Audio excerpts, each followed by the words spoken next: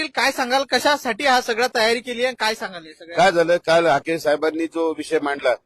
की बाबा आता सगळे ओबीसी झाले, तर माझी अशी म्हणणं आहे की माझ्या 2-3 वर्षापासून एक प्रस्ताव होता की निवडणूक लढवण्यासाठी बायको पाहिजे. तर हाके साहेब फार बुद्धिवान आहे, म्हणून मला असं वाटलं की त्यांची बहीण फार बुद्धिवान असेल आणि त्यांच्या आत्याची, काकाची, मामाची, मावशीची, सावत्र कोणती बहीण आपण करू शकतो, काही प्रॉब्लेम नाही. फक्त त्यांनी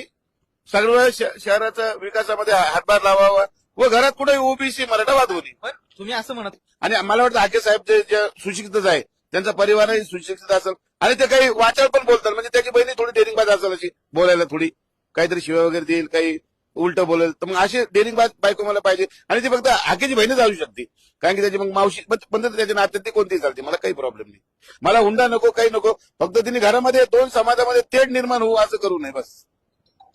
पण याच्यामध्ये एक प्रश्न असा आहे की तुमचा अगोदरच वाद कमी करण्यासाठी मी ओबीसी जे काही लक्ष्मण हाकेंनी साथ दिली आहे, तर त्याच्यासाठी मी त्यांना साथ दिली आणि यामुळे